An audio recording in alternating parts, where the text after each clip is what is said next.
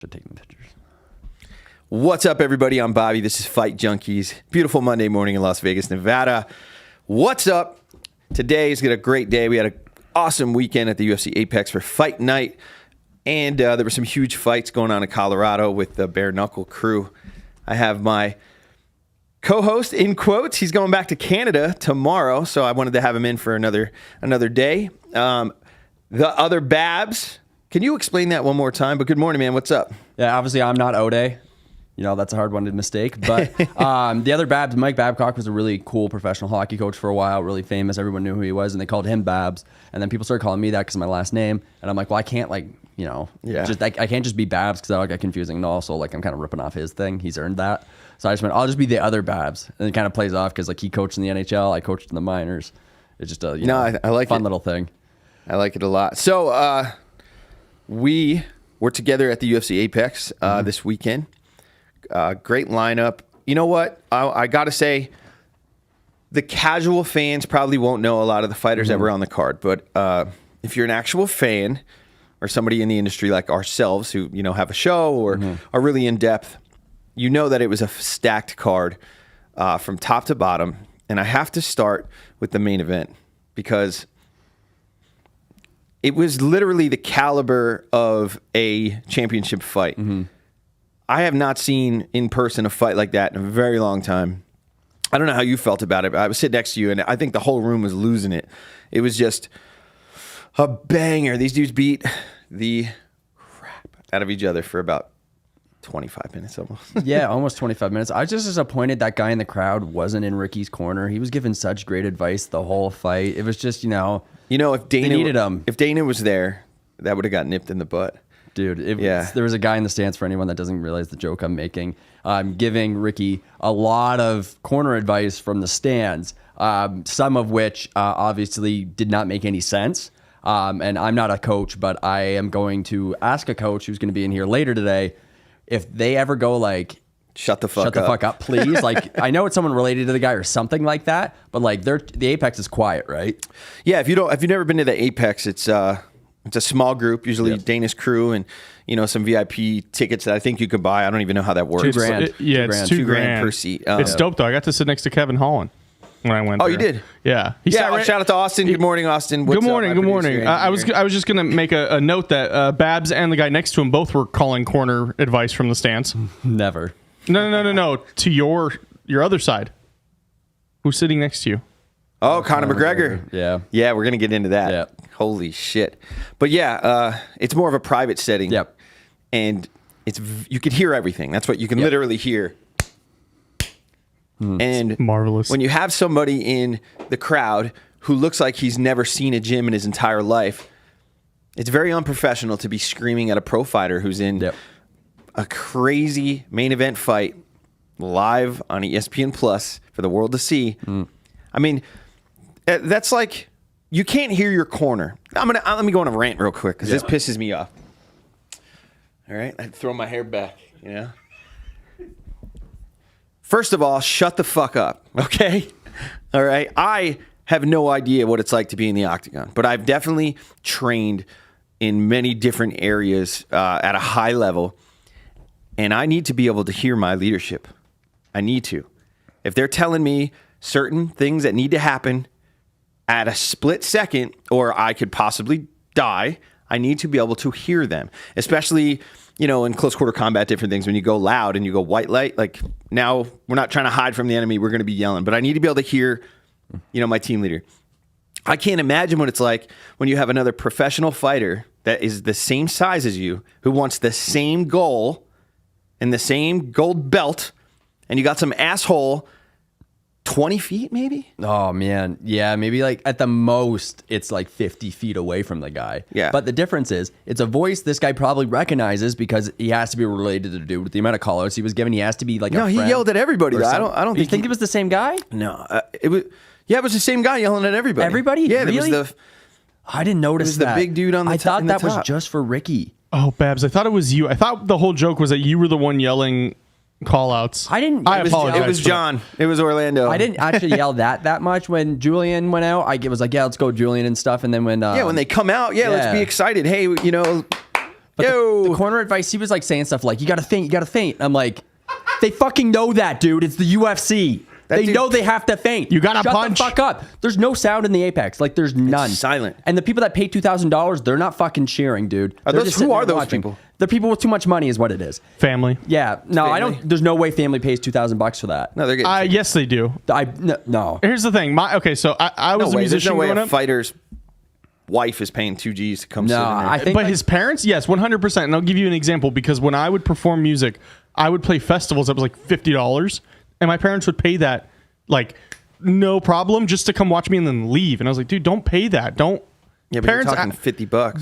But knowing parents, they would definitely. I would pay $2,000 to watch my kid fight. He's like an incredible guitarist. Yeah. The reason why I disagree with on that point though is because you don't hear them cheering that much. They're pretty quiet on that opposite side. I don't. They're pretty quiet on that opposite side. Like they don't really do anything. I saw the one guy's wife like come out from the back and sit there, but I've heard that like They're probably just fans who, have a lot of money. Yeah. And I asked, somebody told me this, I can't remember who, but they had to get tickets on Dana's side for somebody's parents to go watch the fights. And this has happened like multiple times. Yeah. So anyways, getting back to where we were though. Yeah, I was on a rant Yes, go. about. I'm angry Yes.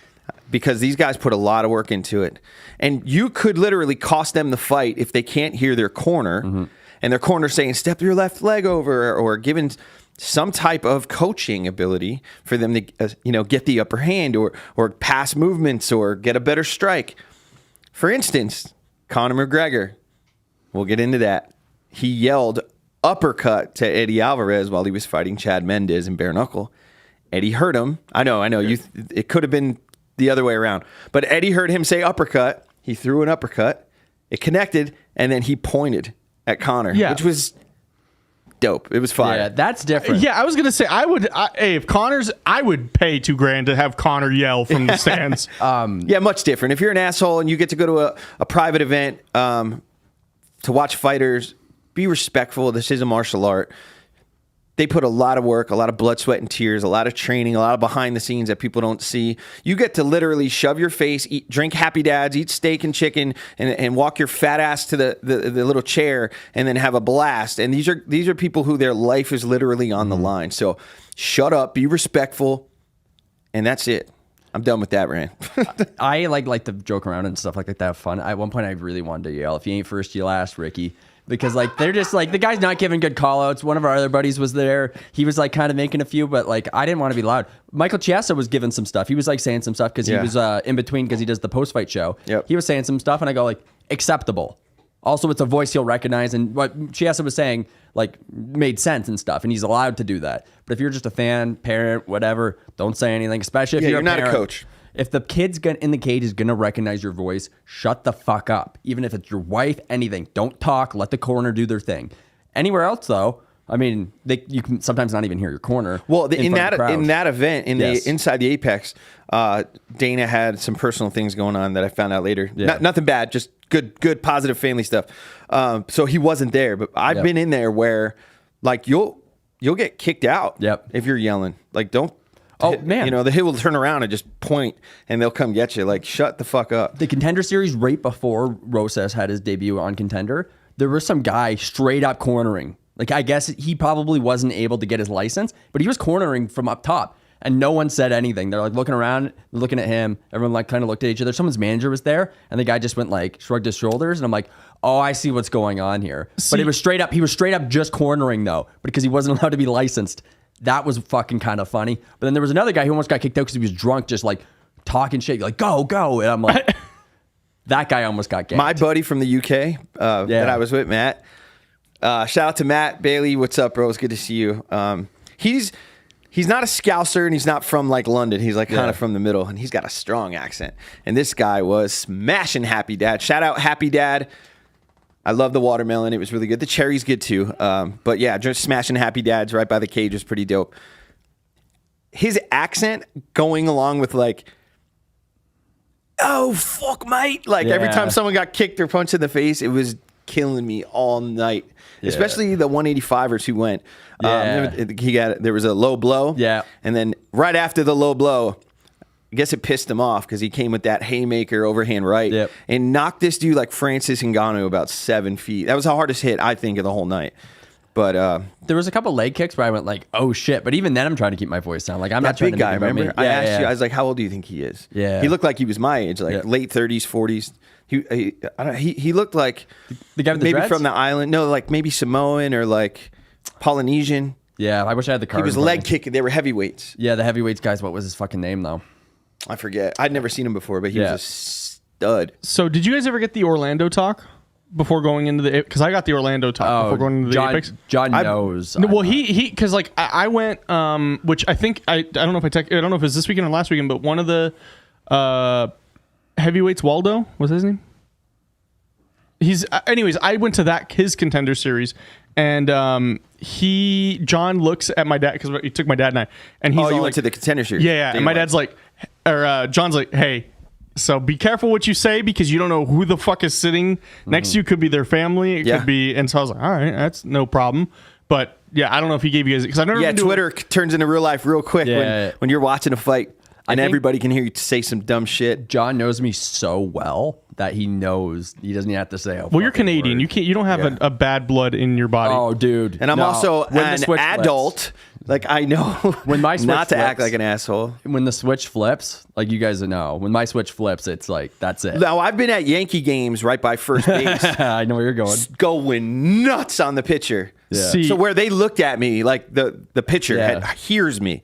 He's like, hey, man, shut the fuck up, man. Oh, I wouldn't. And I'm like, See, the best ones 20. are the minor league games. When we like our Yeah. minor league team here, when they used to play at Cashman, I watched a dude get ejected because he kept calling the pitcher a bitch. Yeah. Yankee Stadium. No one's. No, you can't. I'm from New York. Like everybody's. Yankee has in a New has a Jersey. handicap. We're all talking shit. I mean, I don't care if we're down 30 fucking points. We're losing it. The heavyweight you were speaking about was Lima, the Brazilian guy that was just absolutely Lima. No, he's not. No, because we had this debate when we were at the fucking thing. He is. Yeah, he's Brazilian. Yeah, Who did he fight? Because he fought multiple. He's fought heavyweight, lightweight, and middleweight. That's why I was confused when I saw him up there. I'm like, what the fuck is going on here? I'm like, is this a different guy? No, is Douglas Lima? No. Its name is Marcus Rogerio de Lima. He's fought at multiple weight classes. So I was like, who the fuck is this guy? Who I did got he tripped fight? up on Saturday. He fought Waldo. Yeah, so that's the guy I saw in Yeah. contender series. Yeah. Oh, you okay? Great. That's been tripping me up. Yeah, because Marcus has got like, switched divisions a bunch, which is pretty wild that you can do that. But reeling it back, how fucking sick was the Russian Ronda's debut? Knee bar, Stephanie Edgar, done. Missed She doesn't weight. give a fuck. She walks in, hands down, just doing whatever the fuck she wants. Stephanie Edgar had no Especially chance in that fight. especially not making weight. I wouldn't want to do that either. Hey, she'll make weight next time. But yeah, You just put his fire out. Okay, I'm gonna be the Joe Rogan here. If you're gonna be at the top level, make fucking weight. We are dropping a lot of F-bombs today. that's whatever. Yeah. This one won't get monetized. Sorry, YouTube. No, but Arena's walking with her hands down. She's doing what she wants. That goes to the ground. Stephanie Edgar is sick. Like, I watched her roll with Gabby Garcia, who's like 215, and she threw Gabby Garcia. Gabby Garcia, the BJJ world champ. Yeah, Stephanie Edgar threw that girl on the ground. Like, it was a sick, when they were Yeah. rolling, it was dope. That's if Irina. you don't know Gabby, maybe we can throw a picture of her post show. Yeah. I'll even post. She's Huge. as big as Brock Lesnar. Like she's a big Brock girl. Lesnar Jr. and sick black belt. But What's her Irina- name? Gabby. Just Gabby put Gabby Garcia. BJJ. She'll show up. But yeah, Irina just absolutely just ran the table with this girl. And knee bar finish, I think that was what we saw. It was hard to see where you're up against the cage when you're at the apex. Sometimes you can't fully see as to what they're doing without checking the monitor. But yeah, Russian Ronda's debut, Awesome. sick. Thank you. And then the biggest part of the whole night, though, I think, when you're looking at all the fights, was the guy on 3 days' notice. Yes. 3 days fucking notice. He gets the call, shows up, gets it done. I'm interviewing him later today. 3 Oh, days, you are? Yes. Because I connected with his manager through John, Jason. Yeah, 3 Shout out days Jason. notice. What's up, man? 3 days notice. You show up. What the fuck? Savage. Like, imagine making weight in 3 days. Well, I think it was a catch weight. It was catch weight, but it was 140, so he had to cut like 12, 15 pounds. Yeah. That's insane to me. It's a lot. I Some got of the these picture guys. of Gabby real quick, by the way. Oh, yeah. Throw her up there. Like Dominic Cruz. Yeah. My size. Like in height and like Yeah. width. But Weighs yeah, 135 bantamweight champ back in the day. Marcus McGee fucking sick debut, man. Gets the choke, hops in there.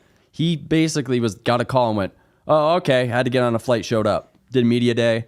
Or no, I don't even know if he got to do media day on 3 days notice, but he's been in the UFC for 6 days now. He's got to win. Performance bonus, so he got $50K, and he's 33 years old. Crushing it. It was a good card, and that's why I was asking. I wasn't asking. My friend Matt, that was sitting next to us. Yeah, he was like, "Have you been to any of the Contender Series fights?" He wants to go to some of those, and I said, "You know what? Yes, I've been to 2 Contender, and then I did one fight night, Brunson versus Darren Till. Shout out Darren Till, you're the man. Brunson's dope too. I hope Darren Till makes a bag if he goes boxing, but." Yeah, I don't know what his plan is. He's got some injuries. He's got to work on some stuff. Like his knees are jacked up. Yeah, his knees are like just shot. But he announced that he's going to box. Yeah, it'll be easier on his knees. Just the road work you have to do for boxing, obviously, is going to be a bit of a problem. He's going to have to watch his inflammation. But I guess everybody's doing cold tanks now, so like it doesn't even fucking They're trying matter. to get me to do that over at Extreme Couture. Shout out to Extreme Couture and MVP for all the combat vets. Yep. I missed the last couple weeks. I got to get back in there. But they do like jiu-jitsu at 3, and then they do sauna, cold plunge at 4, and then they do mixed martial arts at 5 o'clock, and then we do like a powwow after. I just don't have the balls to get into that cold plunge. We saw the weirdest flash knockout in the Julian Erosa fight. That was the most bizarre thing I'd ever seen. He was out and then but before he even hit his knees. Yeah, I mean, I looked at John and I said, "What did you think about that?" And he said, "You could argue that it was maybe a little too soon, but John said, without a doubt, the route it was taken was in the next 10 seconds he was going to get knocked out anyway." So yeah, it's just the ref saved him. The first time he went down I was like, oh shit. The second time I'm like, no, that's not that bad. Like if you reverse them, I'd go, okay, yeah. But in the order they went in, but it was bizarre because like I saw I could see right at his face, and he's out, and then he's back up and like trying to grapple on the ground. It was odd. Everybody was pissed. Yeah, I've never seen an up down that fast. It was. I don't understand what I saw. Besides Robbie Lawler, when Ben Askren choked him, he got up real quick, said he wasn't. Not to be off topic. Did you think he was out? I thought he was out. I thought he was out. He was out. I asked Ben when Ben was here, because he came here a few months ago. I was like, Robbie was out, right? He goes, dude, I felt that dude go limp. Yeah. No, and it was probably like a second away from it being a little longer for him to get going. But I like what Robbie did with Herb there. He just gave him a hug. He goes, "You're the best." Yeah, he said, "You're the best. Don't worry about it. It happens." Yeah, but that was a weird flash knockout.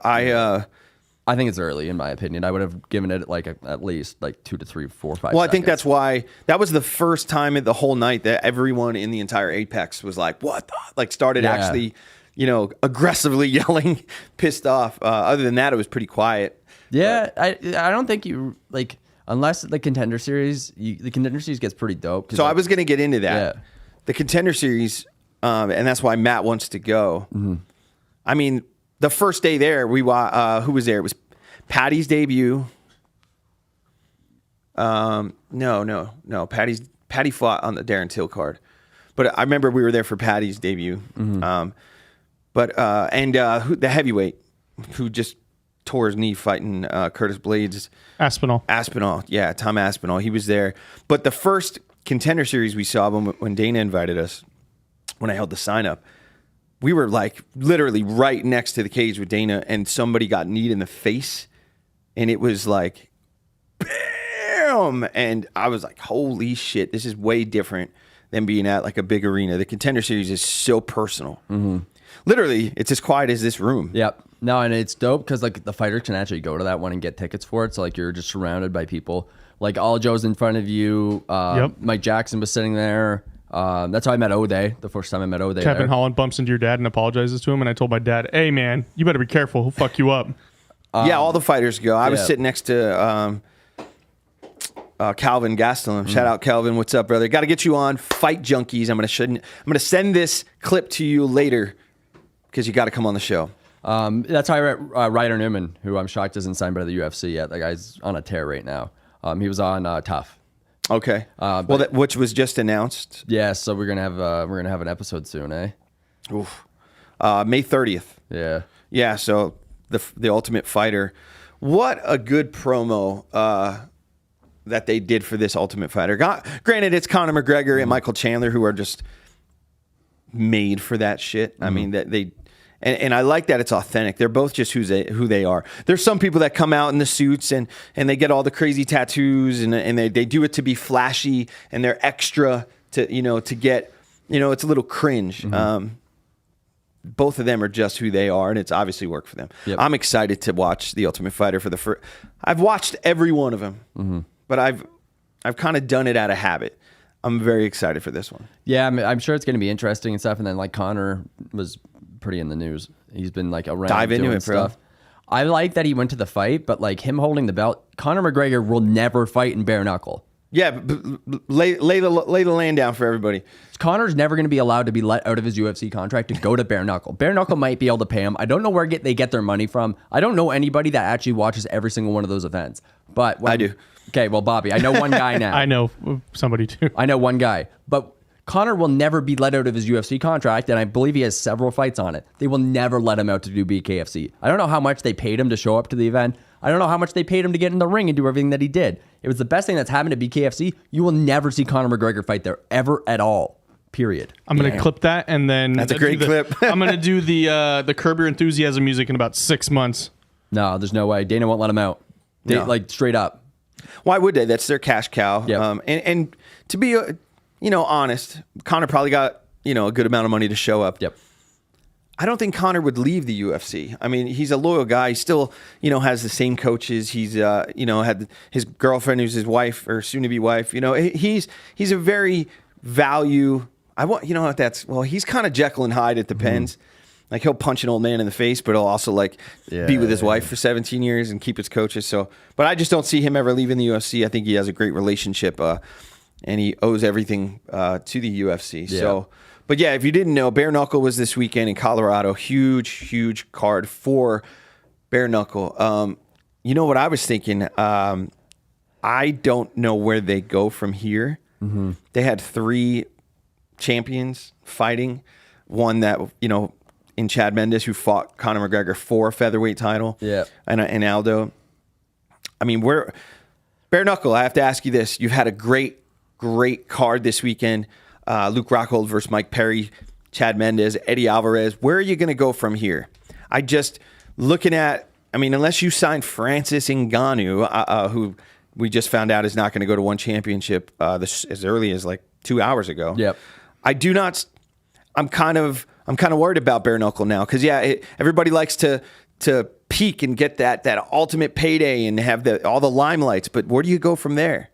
Where do you go? Where do you think they go? I think they just have to do the Bellator route that Bellator did for several years, was where they get these guys that are done in the UFC or the UFC is done with, and then pull them in and do their thing. The issue is that Bellator realized really quickly that was not working, and people weren't interested in it as much as if you build your own brand and do everything like that. No, they have some people that are over there that are doing stuff that are just these bare knuckle fighters, but they're having to use clout from somewhere else to build up their business. You can only do that for so long. And the guys that are willing to go fight bare knuckle, typically, with the exception of I think MVP, are all guys who are over the hump of becoming a UFC champion.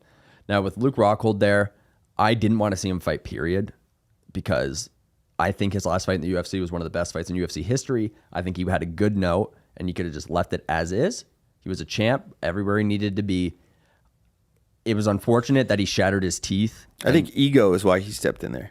You got a guy in Luke Rockhold who, I met at the Bare Knuckle press conference. Yep. Tremendous guy, very, very big guy. If you don't, we watch these guys on TV when you're standing next to, I'm like 200 pounds. Mm-hmm. So when I see a 185er, I automatically think I'm going to be as big as him. Luke Rockhold's a monster. Big as hell. So going from being the Strikeforce and UFC champ, I think he underestimated a 50-50 fighter and, went in there thinking he was actually going to win. And Mike Perry's a dog. So shout out Mike Perry. You're a savage. Come on, fight Junkeez, brother. Let's get it. And I think Luke's mouthpiece probably was completely shit. Yeah, they had to be. It had to be improperly set or just not what he needed to be using. Because in UFC, you're gonna have relatively the same amount of force. He might have only had a top. Some of these guys get in with just the top, so they can breathe a little bit better. Did you guys hear what he said? He said that because there was no gloves, the knuckles were it just weaseled his way in and just caught him right on the tooth. Yeah, but he should have the mouth guard should be able to catch a little bit of that. It's like in hockey, guys will get hit in the mouth and you won't see all their teeth blow the fuck up. No, you'll just see them puck. Yeah. and a puck's harder than a fist. And that thing will kill you. Yeah, so like I think it had to be like a mouthpiece related thing, or his teeth were already compromised to some degree. But that's a really shitty way for that to go. It was disappointing. The other fights on the card, like I tried to watch the highlights as best I could. It was cool. You watched the Ben Rothwell? No, I didn't want to watch that one. Yeah. Unfortunately, there's some of these guys who I look at and I don't want to see them fight anymore. I have trouble looking at it. Well, he did great. Same. His debut, Ben Rothwell is a complete savage. We all know that. Especially with nut shots. With his I'm laugh. still fucking salty about that. With his his last fight in the UFC with or not, maybe not his, but Stefan Struve's last fight, and he just kept kicking him in the nuts. That way Stefan Struve had nothing after the fourth one. Ben Rothwell was kicking him? Yeah. I mean, I get it. Call it in, not planned, but he knew what he was doing. You could tell after he did it 4 times. Oh, shit. And the ref just was like, all right, man, hey, don't kick him in the nuts. I'm a winner, man. And if I got to bite your neck to win, I'm going to bite you. Hey, but shout out Mike Tyson. That's against the rules. I know. Colby Covington will poke you in the eye 6 times. It's just sometimes with this BKFC stuff, I like it's cool, and then like it's not, and that's why I feel like there's some of these guys that like you've seen that are going to be on cards, like, and then the commission goes like, yeah, we're not letting this guy fight, and like if you're running a promotion and the commission's saying like this guy's fought too much, we can't have him on the card, it makes me a little uncomfortable to watch it. I'm spaced on Melvin Gerard. He wasn't allowed to fight. The commission wouldn't license him. Really? I didn't know that. Yeah, it's just too much damage, and then they're gonna throw him in another fight. Bare knuckle. Yeah, that kind of really killed it for me. I watched the first event I think they had, or second event, and I'm just like, God. Yeah, I've watched a lot of them because I'm intrigued. Shout out David MMA, Hulk Hogan's nephew. He said there's a new league that's going to open up out here called what was it, Circus? Remember? Fight Circus? Fight Circus. And I'm going to throw my hat in there for bare knuckle. Why not? Fuck it. Money's money. So I'm intrigued by it because I actually want to do it. I grew up in Jersey. I've been in a lot of like street fights where it was always bare knuckle. So like if I can go get a couple $1,000 and build Fight Junkeez by getting punched in the face, I'm down. So I am intrigued by it. But I'm also, what really gets me is I never watch anything but UFC. A little bit of Bellator, maybe. Yeah. Maybe. I'll watch one championship because of Demetrius and Eddie Alvarez. They actually got me honed in. Nobody in 20 plus years has got me to be like excited to go sit on the couch and watch their event besides bare knuckle. So they're doing, but like I said, I was really honed in because of the people that were on this card. I don't know where they go from here, but David Feldman was great. He's a Philly guy, East Coast guy. I met him. We had a great conversation. Everybody in bare knuckle was super, super nice.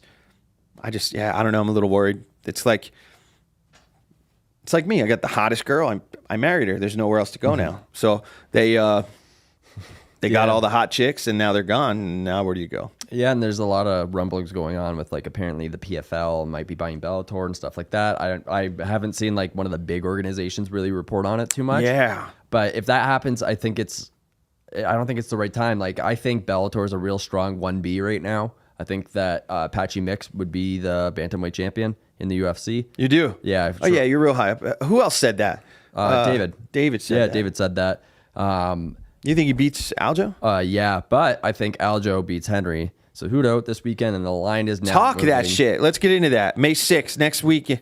This coming Saturday in Newark, New Jersey, we have a championship fight with Aljamain Sterling defending his belt for the 3rd time against former double champ and Olympic gold champion Henry Cejudo, who's been out on the couch for 3 years. And when they say on the couch, I don't know, because if you see, he's been training with not only just Demetrius Johnson, one of the GOATs, he's also like all of John Jones' camps. He was in there. So I'm very interested in this Henry versus Aljo fight.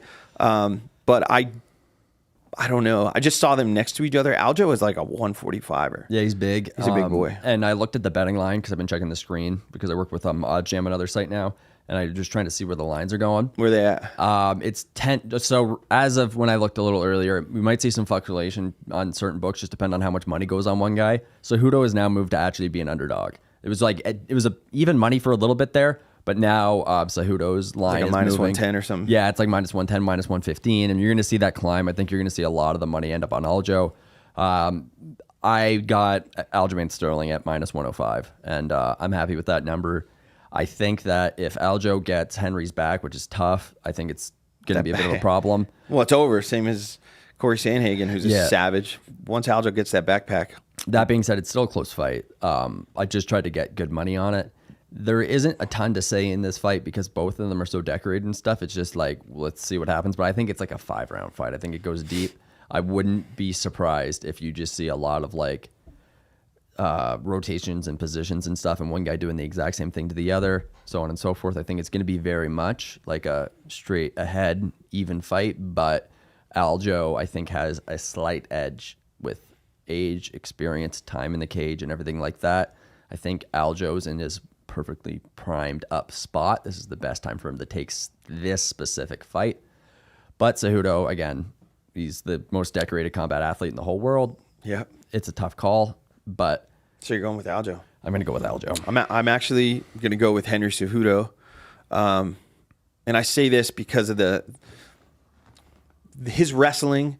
Obviously, this is MMA, mixed martial arts. Wrestling is a lot different when you can get kneed in the face when you're trying to go for a double leg.